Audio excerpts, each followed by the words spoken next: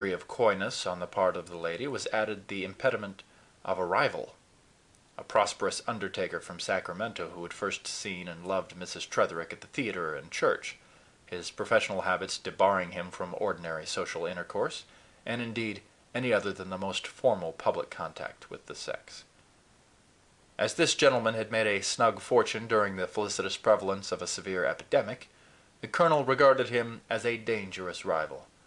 Fortunately, however, the undertaker was called in professionally to lay out a brother senator who had unhappily fallen by the colonel's pistol in an affair of honor, and either deterred by physical consideration from rivalry, or wisely concluding that the colonel was professionally valuable, he withdrew from the field.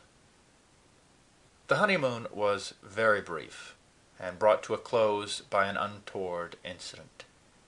During their bridal trip, Carrie had been placed in the charge of Colonel Starbottle's sister. On their return to the city, immediately on reaching their lodgings, Mrs. Starbottle announced her intention of at once proceeding to Mrs. Culpepper's to bring the child home. Colonel Starbottle, who had been exhibiting for some time a certain uneasiness which he had endeavored to overcome by repeated stimulation, finally buttoned his coat tightly across his breast, and after walking unsteadily once or twice up and down the room, suddenly faced his wife with his most imposing manner. "I have deferred," said the colonel, with an exaggeration of port that increased with his inward fear, and a growing thickness of speech. "I have deferred, I may say, postponed statement of fact that's my duty to disclose to you. I did not wish to mar sunshine mutual happiness, to blight but a promise to darken conjugal sky by unpleasant revelation. Must be done. By God, ma'am, must do it now. The child is gone." "Gone?" echoed Mrs. Starbottle. There was something in the tone of her voice, in the sudden drawing together of the pupils of her eyes, that for a moment nearly sobered the colonel, and partly collapsed his chest. "I'll explain all in a minute," he said, with a deprecating wave of the hand. "Everything shall be explained. The melancholy event which precipitated our happiness, the mysterious province which released you. Release child, understand? Release child. The moment Tretherick died, all claim you have in child through him died too. That's law. Whose child belong to? Tretherick? Tretherick dead. Child can't belong to dead man. Damn nonsense belong dead man. It's your child? No. Whose child then? Child belong to his mother. You understand? "Where is she?" said Mrs. Starbottle, with a very white face and a very low voice. "I'll explain all. Child belongs to mother. That's law. I'm lawyer, legislature, and American citizen. It's my duty as a lawyer, as legislature, and American citizen to restore a child to suffering mother at any cost. Any cost."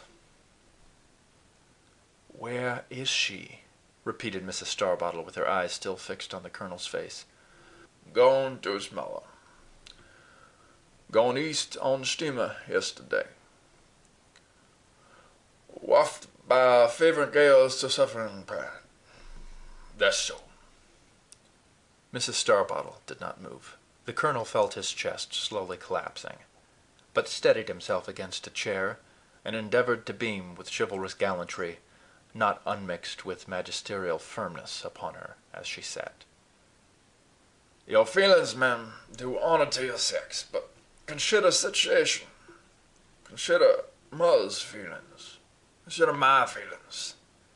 The colonel paused, and flourishing a white handkerchief, placed it negligently in his breast, and then smiled tenderly above it, as over laces and ruffles, on the woman before him.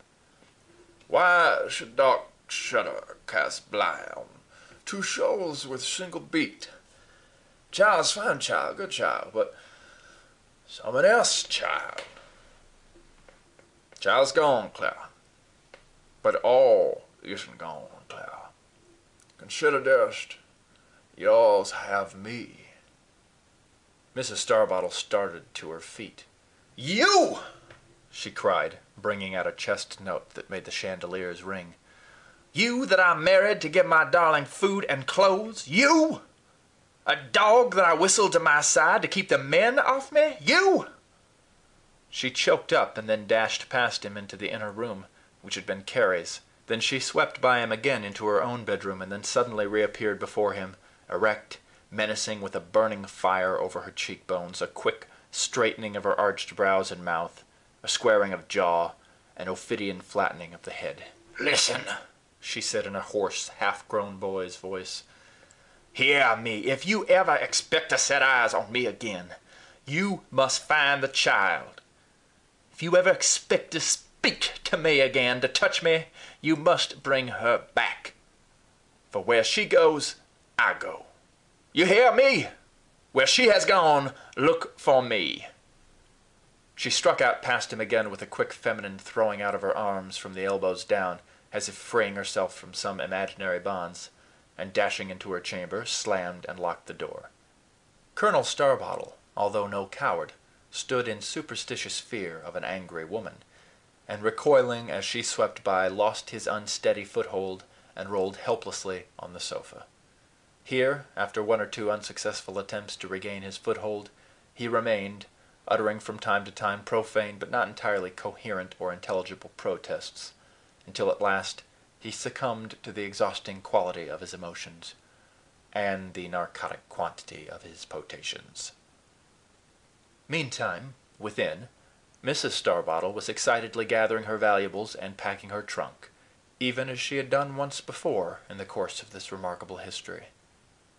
Perhaps some recollection of this was in her mind, for she stopped to lean her burning cheeks upon her hand as if she saw again the figure of the child standing in the doorway, and heard once more a childish voice asking, "Is it Mamma?" But the epithet now stung her to the quick, and with a quick, passionate gesture she dashed it away with a tear that had gathered in her eye. And then it chanced that, in turning over some clothes, she came upon the child's slipper with a broken sandal string. She uttered a great cry here, the first she had uttered, and caught it to her breast, kissing it passionately again and again, and rocking from side to side with a motion peculiar to her sex. And then she took it to the window, the better to see it through her now streaming eyes. Here she was taken with a sudden fit of coughing that she could not stifle with the handkerchief she put to her feverish lips. And then she suddenly grew very faint. The window seemed to recede before her, the floor to sink beneath her feet, and staggering to the bed, she fell prone upon it with the sandal and handkerchief pressed to her breast. Her face was quite pale, the orbit of her eyes dark, and there was a spot upon her lip, another on her handkerchief, and still another on the white counterpane of the bed. The wind had risen, rattling the window sashes and swaying the white curtains in a ghostly way. Later, a gray fog stole softly over the roofs, soothing the wind-roughened surfaces and enwrapping all things in an uncertain light and a measureless peace. She lay there very quiet, for all her troubles, still a very pretty bride. On the other side of the bolted door, the gallant bridegroom, from his temporary couch, snored peacefully. A week before Christmas Day, 1870, the little town of Genoa, in the state of New York, exhibited, perhaps more strongly than at any other time, the bitter irony of its founders and sponsors. A driving snowstorm that had whitened every windward hedge, bush, wall, and telegraph pole, played around this soft Italian capital, whirled in and out of the great staring wooden Doric columns of its post office and hotel, beat upon the cold green shutters of its best houses, and powdered the angular, stiff, dark figures in its streets. From the level of the street, the four principal churches of the town stood out starkly, even while their misshapen spires were kindly hidden in the low, driving storm. Near the railroad station, the new Methodist chapel, whose resemblance to an enormous locomotive was further heightened by the addition of a pyramidal row of front steps, like a cow-catcher,